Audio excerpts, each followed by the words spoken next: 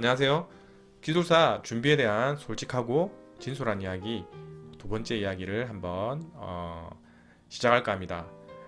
이번은 그 기사와 기술사 그 공부 준비 자세의 차이와 비법에 대해서 한번 시작해 볼까 합니다. 먼저 대부분 모르고 있는 기술사와 기사 그 의미의 차이가 있습니다. 물론 기사와 기술사 차이가 어떤 건지 명확하게 아시는 분도 있을 거고요. 또 법적인 정의, 의의에 대해서 또 아시는 분도 있을 거예요. 또 그렇게까지는 모르더라도 대략적으로 어떤 어림짐작으로 그 느낌을 아시는 분도 있을 겁니다. 제가 이렇게 차이를 그러니까 모른다고 하는 부분은 어떤 게 있냐면요. 어, 어떤 의미의 차이입니다. 의미의 차이. 자, 의미의 차이인데 어떠한 의미가 있는지 한번 보겠습니다. 자, 먼저 글자를 한번 비교를 해보면요. 기사와 기술사, 예, 글자 하나의 차이만 있습니다. 근데 이 글자를 한자로 그러니까 변환해 볼게요. 자, 변환을 하면 기사는 스승사자를 사용하고 있습니다. 그리고 기술사는 선비사자를 사용하고 있습니다. 이 두 개의 차이가 큰 의미의 차이를 불러오는데요. 어떻게 보면은 크게 중요하진 않습니다. 근데 왜 이렇게 글자가 다른지 알고 나면은 이렇게 준비를 해야 되겠구나 라는 생각을 하게 될 거예요. 자, 먼저 기사는 스승사자를 사용하고 있어요. 그러니까 스승은 남을 가르칠 수 있는 사람입니다. 물론 선비도 남을 가르칠 수 있습니다. 그런데 선비와 스승의 차이는 무엇이냐? 보면 자, 그림과 같지요. 이렇게 선비를 떠올려 보면, 자, 선비는 풍류를 이렇게 즐기고요. 또 시를 작성하고 문장을 작성하는 그런 이미지입니다. 즉 자기의 어떤 철학이나 사상, 그런 주관이 있는 그런 이미지죠. 자, 그러면 좀 비약적인 예를 한번 들어볼게요. 자, 1 더하기 1은 무엇인지 좀 제가 이 예를 그냥 즉흥적으로 떠올려 봤는데요. 자, 1 더하기 1. 자, 기사의 대답과 기술사의 대답은 어떤 차이가 있을까요? 자, 먼저 기사의 대답을 볼게요. 자, 기사의 대답은 숫자 2. 정답은 2입니다. 맞아요. 이게 이제 기사의 대답입니다. 아주 정확하죠. 자, 그럼 기술사의 대답은 어떻게 다른지 한번 볼게요. 네, 정답은 2입니다. 최근 실무에서는 1 더하기 1보다는 3-1의 방식이 선호되고 있는 추세입니다. 예. 그러니까 뭔가 기술사는요, 정답을 말하지만 이 정답보다 혹시나 더 나은 솔루션이나 더 나은 해결책 혹은 앞으로의 확장성이나 전망 이런 부분에 대해서도 어떤 정리가 되어 있어야 된다는 거죠. 그러니까 굉장히 현장감 있고요. 또 뭔가 자기의 어떤 경륜이 묻어나는 그런 대답이 나와야 한다는 겁니다. 물론 이렇게 조리 있게 말이 안 나오더라도 크게 걱정하시거나 위축될 필요는 없어요. 충분히 연습으로 가능한 내용입니다. 자, 그러면 이러한 자세와 태도는 생활에 어떻게 이렇게 이어져야 하는지 한번 살펴보겠습니다. 먼저 활동, 즉 업무 활동에 있어서 항상 앞서 말씀드린 대로 그런 생각과 자세로 임해야 합니다. 두 번째, 사고. 물론 사고가 그냥 막연하게 수동적으로 받아들인다는 그런 입장보다는요, 능동적으로 개선점이라든지 혹은 더 좋은 어떤 솔루션이라든지 이런 부분을 항상 의문을 가지고 찾는 이런 것도 필요하겠죠. 그리고 제일 중요한 거는 이제 공부입니다. 공부를 할 때 서브노트를 작성한다든지 기타 공부를 할 때요, 그냥 막연한 암기 위주로 이어지면 안 되고요. 어떤 주제라든지 해당 토픽에 대해서 활용 방안이라든지 그 다음에 적용 분야 또 앞으로의 전망 정도도 한번 항상 생각을 하시면서 공부를 하셔야 할 겁니다. 즉 결론적으로 말씀드리면 기술사적인 태도는요, 프로젝트나 어떤 문제에 대해서 최적의 안과 솔루션을 제시하는 자세를 가져야 하는 겁니다. 이러한 부분이 답안에도 묻어난다면 굉장히 좋은 점수를 받을 수 있을 것입니다. 만약에 기술사를 공부를 하는데요, 자기가 공부하는 분야가 그러니까 자기 업무와 연관되어 있는 종목을 공부를 할 때는 항상 평소에 업무를 하면서도 그 결과에 대한, 즉 어떠한 업무 결과에 대한 기록을 남기시고요. 또 그 개선점도 이렇게 정리를 해두시면 공부하시는데 도움이 많이 될 거예요. 그리고 물론 다른 종목을 공부하시는 분도 그 업무를 하지는 않더라도요. 항상 어떤 관련된 그 서적이나 혹은 뭐 월간지, 그 다음에 신문 등을 보면서 다양하게 이렇게 정리를 하시면 될 겁니다. 자, 그러면 그 다음은 기사와 기술사 시험의 특징에 대해서 한번 살펴볼게요. 자, 먼저 기사는 그 단거리 육상 선수와 비슷합니다. 즉 기사는요, 짧은 준비 기간을 계획을 하고요, 최대한 에너지를 집중시켜서 공부를 해야 합니다. 그러니까 기사를 준비하면서 장기간 플랜으로 이렇게 하면 조금 비효율적이라는 거죠. 그러니까 기사 시험이 만만하다는 뜻이 아니고요. 기사는 그 최대한 짧게 준비 기간을 계획하고 집중적으로 하면 충분히 취득할 수 있는 그런 라이센스이기 때문에 이렇게 말씀을 드리는 거예요. 그 다음 기술사는요, 그 마라톤에 비유를 할 수 있습니다. 즉 다소 장기간의 목표 시간을 계획을 하고요, 에너지를 분산시켜서 지치지 않게 공부를 해야 합니다. 만약에 이제 기술사 공부를요, 단기간, 즉 그 기사처럼 단기간에 취득하겠다라고 이렇게 마음을 먹고 너무 이렇게 에너지를 초반에 많이 쏟아버리면 조금 빨리 지칠 수가 있는 그런 이제 현상이 올 수도 있습니다. 따라서 조금 마음의 여유를 가지시고요, 그 약간 장기간 플랜으로 꾸준하게 하는 게 굉장히 중요합니다. 그러니까 예를 들어서 그 우리가 어떤 뭐 적금을 이렇게 넣는다고 생각할 때요, 그러니까 적금은 항상 그 적금의 목표치를 빨리 취득하고 싶은, 그러니까 빨리 가지고 싶은 그런 그 욕망이 있습니다. 따라서 그 적금의 최종 금액을 얻기 위해서 걸리는 시간을 또 생각하면 굉장히 멀게 느껴지는 거죠.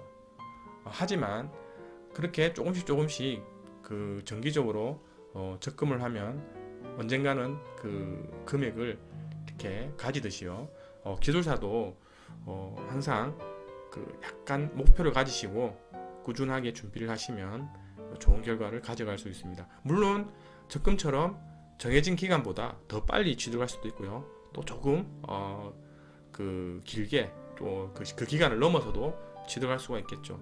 어쨌든 그러한 그 약간의 장기간의 목표를 가지고 마라톤처럼 준비를 하시면 될 겁니다. 여기서 그 마라톤이라고 해서요, 너무 또 이렇게 너무 장기간으로 잡고 그 마음을 너무 여유를 가지시면 안 돼요. 우리가 마라톤을 보면 그 금메달을 따시는 분을 보면 항상 처음에 1등으로 달리질 않지만요, 그 보통 그 선두 그룹이나 또 그러니까 2위 그룹 혹은 3위 그룹에서 꾸준한 페이스를 유지해 가고 나중에 스파트를 내는 그런 경우를 많이 보게 되듯이 기술사 준비도요, 기간을 장기간으로 잡되 또 너무 여유를 가지시면 또 곤란한 상황이라 할 수 있겠습니다. 자, 그 다음 기사와 기술사 기출문제 차이에 대해서 한번 살펴보겠습니다. 자, 기사와 기술사 둘 다 어떤 과거에 기출되었던 그런 문제에서 이렇게 조금 응용돼서 혹은 그대로 나오는 경우가 좀 있습니다. 물론 모든 문제가 그렇다는 건 아니에요. 일부 좀 그렇다는 건데, 자, 먼저 그 이제 기사의 기출 문제를 하나 예를 들어 보겠습니다. 자, 다음 등 중에서 방전등이 아닌 것은 무엇인가 하는 문제가 있습니다. 실제 이제 제출된 문제인데요. 자, 이거는 그 보시면 91년도 또 93년, 2004년 전기공사 기사에서 출제되었던 기출 문제입니다. 그러니까 기출 문제가 이렇게 나왔는데요, 동일하게 나왔다는 거죠. 그래서 기사는 굉장히 기출 문제 분석과 그 기출 문제에 대한 풀이가 굉장히 중요합니다. 자, 그런데 이제 기술사를 한번 볼게요. 자, 기술사의 기출 문제, 물론 기술사도요, 과거에 기출 문제가 이렇게 다시 나오는 경우가 있습니다. 자, 그런데 자, 정보통신기술사 문제에서 한번 보겠습니다. 자, 2008년 84회에 나왔던 문제인데요.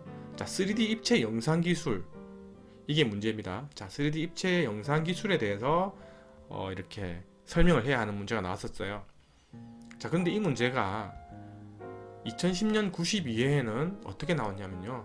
자, 3D 디지털 TV 방송의 이점 및 특징과 향후 추진 방향에 대해서 설명하시오라고 나왔습니다. 보면은 기출 문제가 다시 나온 건 맞아요. 하지만 뭔가 좀 더 세분화되고 아니면 조금 더 깊게 들어가고 조금 더 이렇게 응용을 물어보는 그런 문제로 나오는 거죠. 자, 그러면 이 문제가 2014년 102에는 어떻게 나오는지 볼게요. 자, 3D TV의 기술 개요, 입체감 생성 요인 및 대표적인 3D 디스플레이 방식에 대해 기술하고 향후 전망에 대해 논하시오 라고 나왔습니다. 자, 물론 이 3D TV에 대한 문제인데요. 3D 영상 기술에 대해서 기출 문제를 또 이렇게 나왔지만 앞서 나온 문제보다 좀 더 약간 더 딥하게 나온 거죠. 자, 물론 이런 패턴이 모두 동일하다고 말씀드릴 수는 없습니다. 그게 무슨 말씀이냐면, 그러니까 갈수록 어렵게 나온다는 뜻이 아니고요. 물론 그러니까 문제가 동일하게 나올 수도 있어요. 예를 들어서 3D 입체 영상 기술에 대해 설명하시오라고 나왔으면 몇 년 뒤에 똑같이 3D 입체 영상 기술에 대해 설명하시오라고 나올 수도 있다는 거죠. 이거는 비단 정보통신 기술사 문제뿐만 아니고 모든 기술사 종목에도 마찬가지예요. 그러니까 나왔던 문제가 그대로 나오는 경우도 있지만 일반적으로 대체적으로는 나왔던 문제가 그대로 나온다기보다는 조금 더 깊게 들어간다든지 조금 더 그러니까 응용을 물어본다든지 아니면 조금 넓게 또 깊게 약간 나올 수 있다는 겁니다.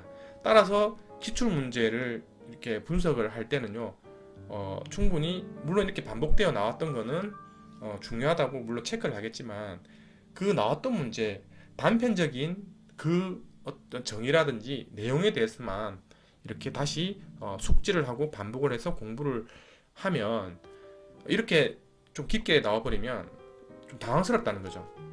그래서 하나의 주제를 가지고요, 그 중요한 핵심적인 내용을 정리를 하지만 또 거기에 관련된 약간 격가지라든지 응용, 활용 분야에 대해서도 충분한 이해와 또 정리를 하고 있어야 한다는 그런 의미입니다. 자, 이렇게 기출 문제를 예시를 들어봤는데, 자, 여기서 또 다른 이야기를 하나 해볼게요. 자, 이렇게 문제가 이렇게 막 길어요. 굉장히 이렇게 문제가 긴 이런 예시를 보면, 물론 이제 다른 종목 준비하시는 이제 막 준비하신다든지 아직 준비가 시작한 지 얼마 안 되신 분들은 이렇게 저렇게 문제가 긴데 저걸 어떻게 서술을 하지? 라고 이제 약간 위축될 수가 있지 않나 생각을 합니다. 물론 이렇게 합격권에 가까운 분들은 문제가 어떻게 나오더라도요 풀어내시는데, 어쨌든 이제 준비하시는 분들은 좀 그런 이제 약간 두려움을 가지지 않나라고 생각을 합니다. 하지만 절대 위축될 필요는 없어요. 자, 이런 길게 나오는 문제에 대해서도 어떻게 푸는지 그런 요령이라든지 또 방식 그런 거에 대해서도 이렇게 계속 제가 다룰 거거든요. 한번 들어보시면 약간 그런 저렇게 하면 저런 방식이 있구나라고 이제 생각하실 수도 있을 거예요. 자, 어쨌든 오늘은 그 기술사와 기사 어떤 그 순수한 정의적인 차이보다는요, 시험을 준비하는 관점에서 차이가 어떤 게 있는지 한번 살펴봤습니다. 많이 도움이 되셨는지는 모르겠네요. 자, 어쨌든 그 1편에서 말했다시피요, 또 계속 꾸준히 좋은 내용을 계속 한번 올려보겠습니다. 네, 내용이 이제 도움이 되셨다면요, 그 구독 버튼 한번 눌러주시면 감사하겠고요. 그 다음 그 어떤 내용에 대해서 그 궁금한 점이나 혹은 생각이 다르다는 점이나 뭐 있으시다면 언제든지 댓글로 남겨주시면 제가 정성스럽게 거기에 대한 또 답글을 남겨드리겠습니다. 저는 다음에 좀 더 좋은 내용으로 다시 한번 영상으로 찾아뵙겠습니다. 감사합니다.